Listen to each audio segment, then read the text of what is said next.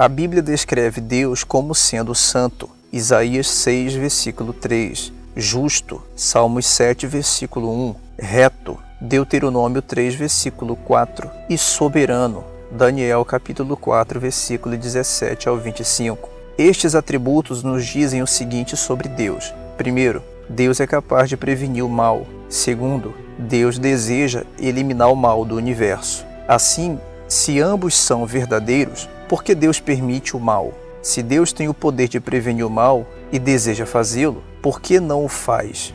Talvez uma boa maneira de encarar esse dilema seria considerar algumas situações alternativas de como as pessoas gostariam que Deus dirigisse o mundo. Primeiro, Deus poderia mudar a personalidade de todas as pessoas para que não pudessem pecar. Isto também significaria que não teríamos o livre-arbítrio. Não seríamos capazes de escolher entre o certo e o errado, porque seríamos programados para apenas agir corretamente. Se Deus tivesse escolhido fazer isso, não haveria relações significativas entre ele e a sua criação. Em vez disso, Deus fez Adão e Eva inocentes, mas com a capacidade de escolher o bem e o mal. Sendo assim, eles poderiam responder ao seu amor e confiar nele, ou escolher a sua própria vontade. De fato, escolheram satisfazer a sua própria vontade, porque vivemos em um mundo real, onde podemos escolher as nossas ações, mas não as suas consequências. O seu pecado afetou aqueles que vieram depois deles. Da mesma forma, as nossas escolhas de pecar têm um impacto sobre nós e sobre aqueles que nos rodeiam. Segundo, como uma outra opção, Deus compensaria pelas ações perversas através de uma intervenção sobrenatural 100% do tempo. Por exemplo, se um motorista embriagado provocasse um acidente automobilístico, Deus teria que proteger o motorista e as pessoas no outro carro de qualquer dano, pois haveria muitas pessoas que possivelmente sofreriam pelo acidente ou pela morte ou ferimento dos envolvidos no acidente. Deus teria que proteger o motorista bêbado de bater nos postes de alta tensão, prédios e etc. Porque essas coisas fariam com que pessoas inocentes sofressem. Um outro exemplo pode envolver uma pessoa preguiçosa fazendo o encanamento de uma casa, e ele não se preocupa em verificar se há vazamentos antes da casa ser terminada. Deus teria que fazer que o encanamento não vazasse, porque senão os compradores da casa teriam que sofrer por causa dos pecados da pessoa preguiçosa. Se um pai se viciasse em drogas e gastasse todo o seu dinheiro nesse vício, Deus de alguma forma teria tanto que milagrosamente proporcionar comida, quanto cuidar das necessidades sociais das crianças, para que não tivessem de ser adversamente afetadas pelo mal do pai. Em um mundo assim, Deus seria como um mau pai, que permite um comportamento destrutivo de um filho desobediente. Não haveria consequências por suas ações e, como resultado, ninguém aprenderia integridade, pureza, honra, responsabilidade ou autocontrole. Não haveria consequências boas pelo comportamento correto, nem consequências más pelo comportamento errado, o que as pessoas se tornariam além de mais rebeldes e pecadoras. Terceiro, uma outra opção seria que Deus julgasse e removesse aqueles que escolhem cometer atos maus. O problema com esta possibilidade é que não sobraria mais ninguém, pois Deus teria que remover todos nós. Todos nós pecamos e cometemos atos maus. Romanos capítulo 3, versículo 23, Eclesiastes 7, versículo 20, 1 João capítulo 1, versículo 8. Embora algumas pessoas sejam mais perversas do que outras, onde Deus traçaria a linha? Em última análise, todas as perversidades causam danos a outras pessoas.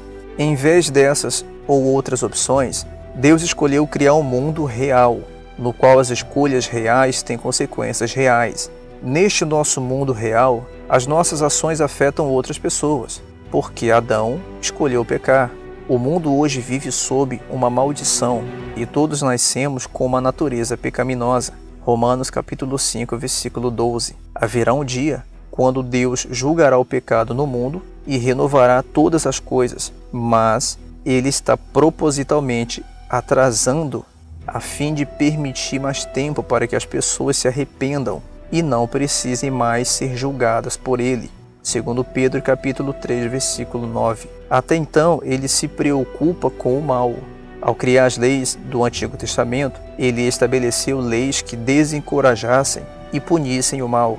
Ele julgou as nações e os reis que desprezavam a justiça e buscavam o mal. Da mesma forma, no Novo Testamento, Deus afirma que o governo tem a responsabilidade de prover a justiça a fim de proteger os inocentes do mal. Romanos 13. Ele promete também graves consequências aos que cometem atos malignos, especialmente contra os inocentes. Marcos 9, versículo 36 ao 42. Em resumo, vivemos em um mundo real, onde as nossas boas e más ações têm consequências diretas e indiretas sobre nós e sobre os que nos rodeiam. Deus deseja a nossa obediência para o nosso bem, para que bem lhes fosse a eles e a seus filhos para sempre.